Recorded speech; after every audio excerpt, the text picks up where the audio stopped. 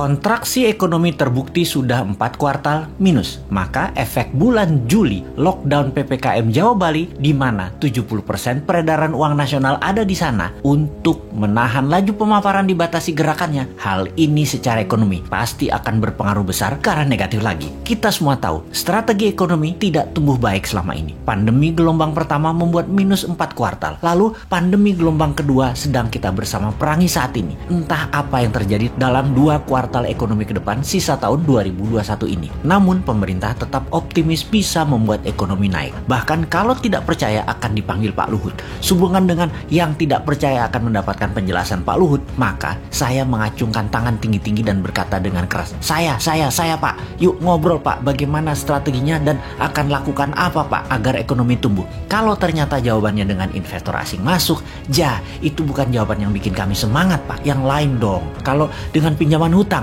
itu juga bukan sesuatu yang baru. 7 tahun ini hutang naik jadi 6.500 triliun dari 2.700 triliun sisa Pak SBY. Itu juga bukan sesuatu yang wah, malah sesuatu yang loh. Jadi kalau ada yang tidak percaya mau dengar langsung dari Pak Luhut, terang saya menjadi orang nomor 1 ingin penjelasan. Saya Pak, kami berharap strategi baru yang dipakainya, bukan yang kemarin-kemarin yang terbukti membuat 4 kuartal minus, juga bukan yang membuat impor bertambah naik, juga bukan membuat tenaga kerja asing bertambah banyak di Indonesia. Yang baru Pak, yang segar, ada Pak. Juga bukan seperti selama 7 tahun ini telah berjalan memainkan kekuatan politik. Pernah membelah Golkar jadi 2 di awal dulu, membelah PKS jadi 2, membelah Demokrat jadi 2, membelah P3, membelah PAN, baik langsung ataupun tidak langsung mendukung atau mendiamkan perpecahan politik terjadi. Jangan lagi seperti itu. Jangan terlalu berpolitiklah bernegara. Utamakan keselamatan rakyat, humanitarian. Ekonomi juga jangan terlalu mementingkan asing lah. Hutang, investor asing, kedua hasil bumi, sumber daya alam, tanah air, tenaga kerja asing, pajak mencekik. Dukunglah dengan mempermudah. Seperti izin di BPOM misalnya. Ada ribuan izin yang nyangkut tahunan di sana.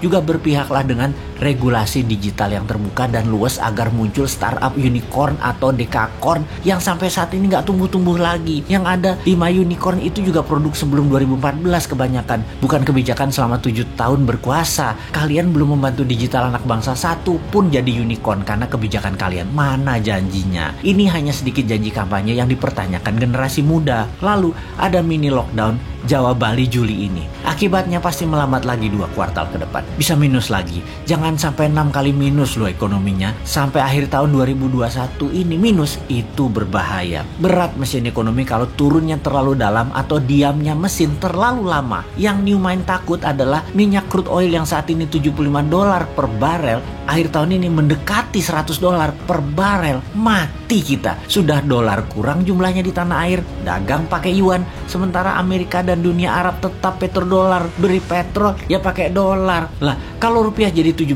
terhadap dolar karena perlu dolar dan dolar langka, nggak ada dolar masuk karena yuan yang masuk. Beli minyak 800.000 barel per hari pakai apa bayarnya? Apa mau Saudi dibayar pakai yuan? Ya enggak lah. Yuan belum multi currency. Baru 1,7% transaksi dunia yang pakai yuan. Cukup nekat sih analisa meyuankan transaksi dan tergantung satu negara Tiongkok mitra dagangnya, padahal Tiongkok bukan penyedia semua macam-macam kebutuhan, terutama kebutuhan energi. Cina nggak punya energi, Cina aja import. Berat nih kalau crude oil mendekati $100 per barelnya di akhir tahun 2021 ini. Di sisi lain, COVID mudah-mudahan melandai sejak akhir Juli ini. Semangat vaksin kita dukung kok bos.